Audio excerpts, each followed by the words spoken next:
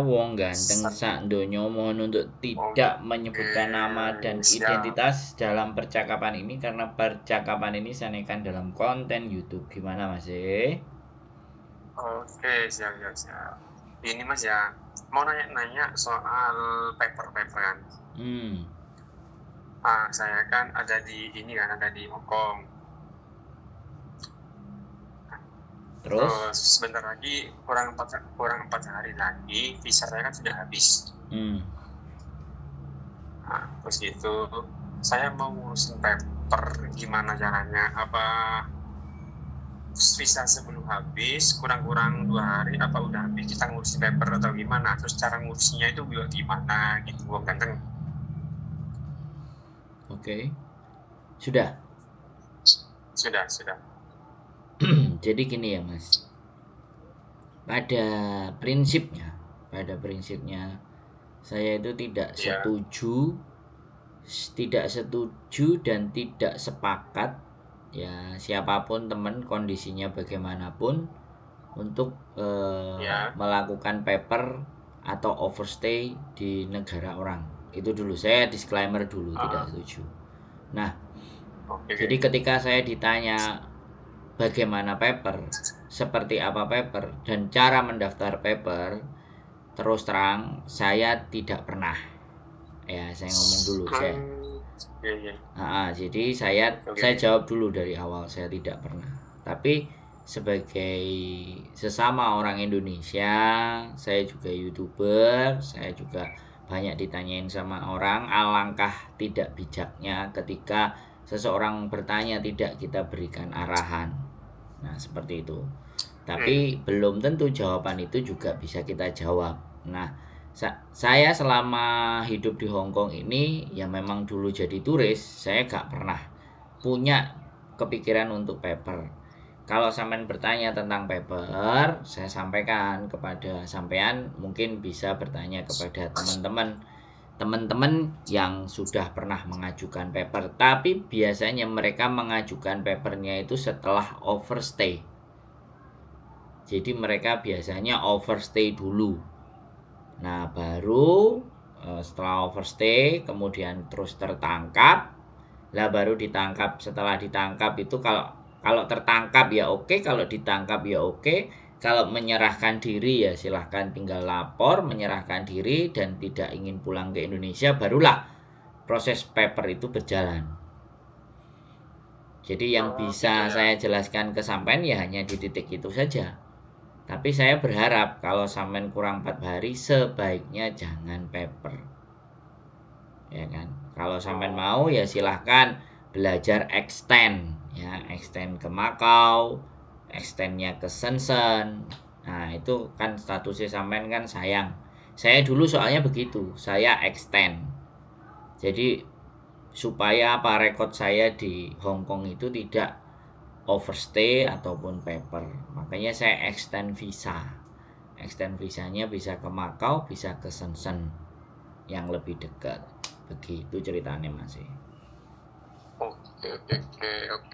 Siap.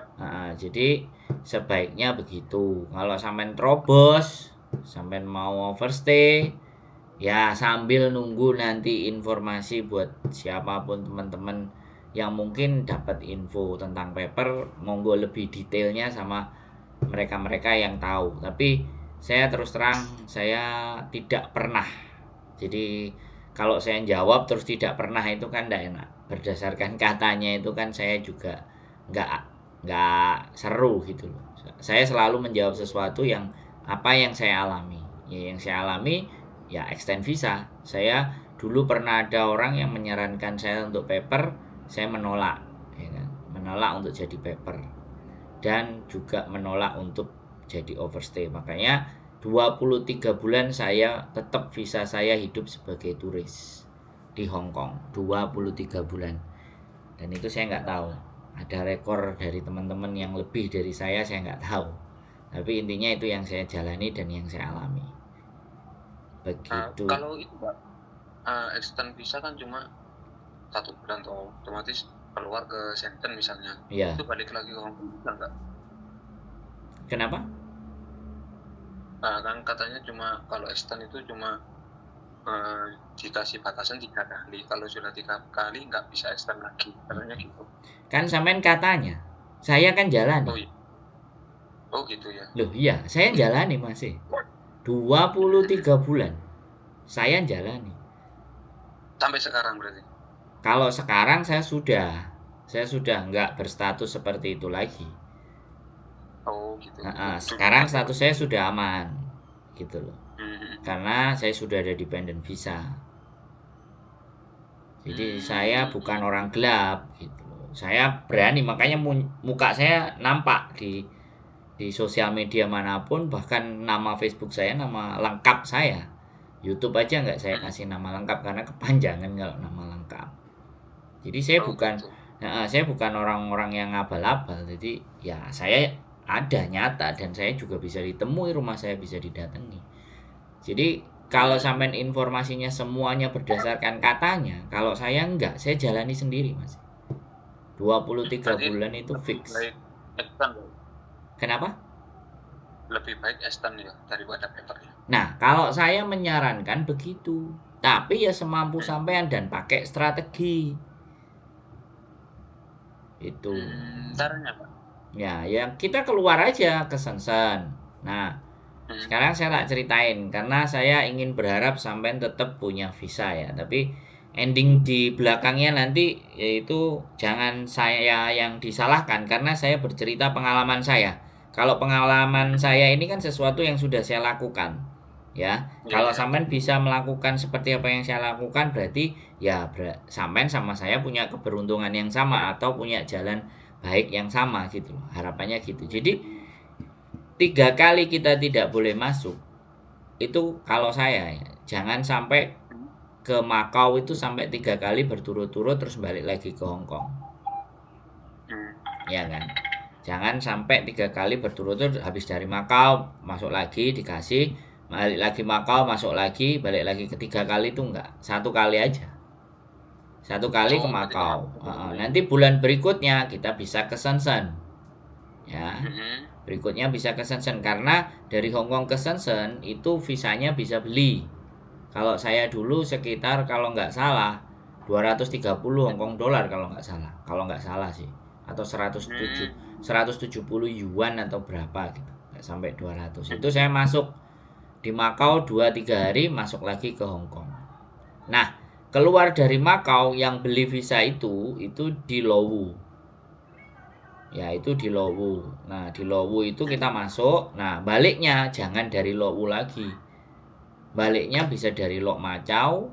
Kan keluarnya ada Lowu, ada Lok Macau. Lok Macau ada naik MTR, Lok Macau ada yang naik bis.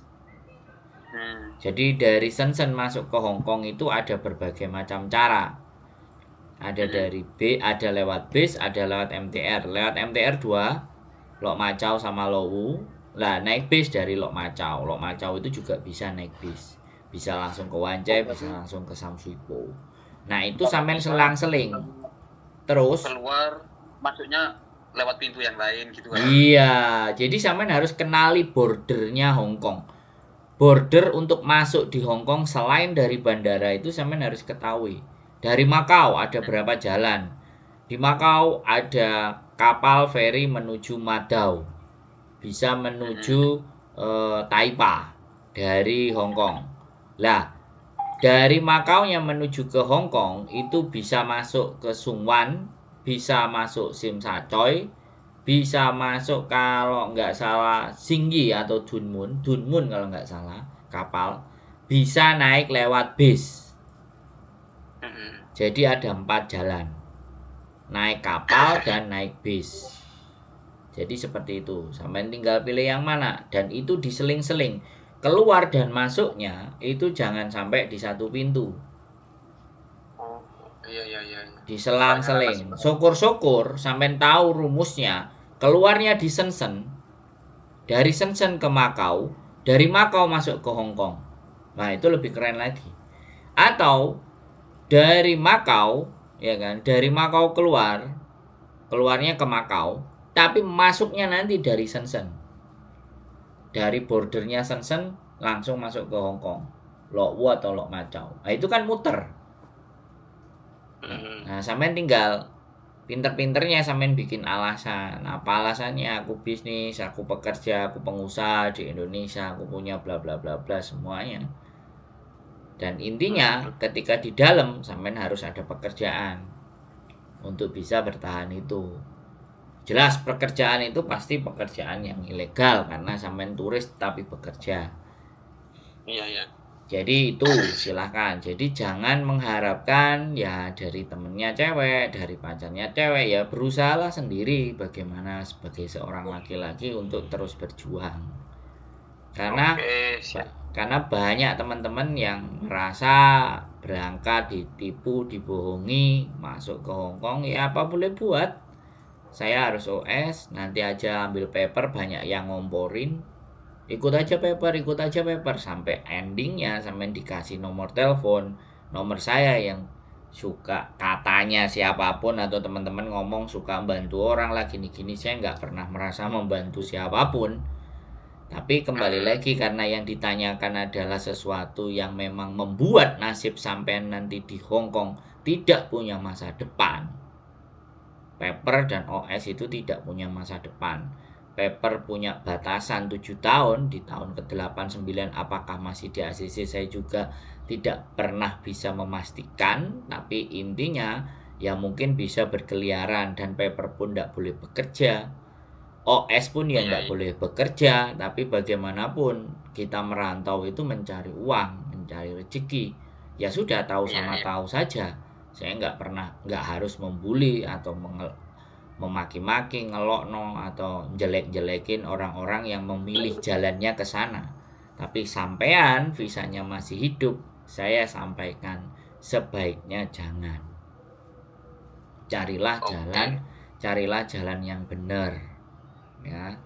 Jadi belajarlah proses yang benar, yang pas. Terus apakah ke paper atau OS itu jalan yang gak benar? Kalau bertanyanya sama saya jawabannya iya, jalan gak benar kalau ke saya tanyanya. Tapi mereka yang memilih jalan itu kan mereka punya alasan. Apapun alasan mereka kan kita menghormati, karena itu hidupnya dia. Tapi saya berpesan sama sampean, sebaiknya jangan lakukan. Tapi kalau sampean sudah mempertimbangkan, itu pilihan sampean, ya sudah. Saya kan tidak boleh memaksa. Bisa dipahami Mas ya? Bisa. Okay. Soalnya kan baru masih dapat mau 1 bulan ini, jadi agak bingung gitu. Ya nggak perlu bingung. Terima kasih Mas. Ya ada di channel YouTube saya. Di channel YouTube saya yang awal-awal 3 tahun 4 tahun yang lalu saya sudah bahas itu semua. Visa turis silakan dicek aja. Oke? Oke, siap. Sehat selalu. Matur sembah nuwun. Waalaikumsalam warahmatullahi wabarakatuh. Oke, teman-teman semuanya. Nah, laki-laki lagi bertambah lagi. Tapi karena dia berani nelpon saya dan mau nelpon saya menganggap sebenarnya dia baik. Siapapun orang yang saya anggap nelpon saya, bertanya ke saya selalu positif. Mereka adalah orang baik. Nah, kembali lagi setelah ada pengaruh, ya ada dorongan, ada sesuatu hal yang akhirnya udahlah susah pakai caranya kayak si Sunrise, mending aku paper, mending aku OS, ya itu silahkan. Tapi dari awal sudah saya disclaimer ya teman-teman, saya sampaikan kepada kalian semuanya, saya tidak pernah paper. Jadi saya tidak bisa membantu dan memberikan penjelasan mengenai paper. Alasannya apa? Karena kalau hanya berdasarkan katanya, berdasarkan ceritanya, saya nggak ngerti. Saya nggak mau menyampaikan sesuatu yang berdasarkan katanya. Ya, narasumber saya selalu atau referensi saya itu selalu sesuatu yang paling tidak saya alami. Kalau tidak ya orang lain itu mengalami terus bercerita ke saya. Lah terlepas orang itu bohongin saya atau tidak, itu kan urusannya dia sama Gusti Allah. Intinya narasumber saya nggak mau berdasarkan katanya, Bahkan saya juga tidak ingin membuat cerita itu pakai landasan berita. Mau berita dari TV, mau berita dari surat kabar, saya berusaha. Saya harus dengar sendiri, saya tahu sendiri peristiwanya sendiri. Ya, jadi kalau saya menceritakan kecuali opini, ya sekali lagi pandangan dan opini itu boleh. Tapi kalau bercerita tentang suatu ilmu semuanya ya menurut saya harus berdasarkan pengalaman benar-benar. Oke, itu aja dari saya teman-teman. Hati-hati, jaga kesehatan, sudah mulai musim dingin. Tetap semangat dan keep stay tune my YouTube channel and see you next video. Bye bye.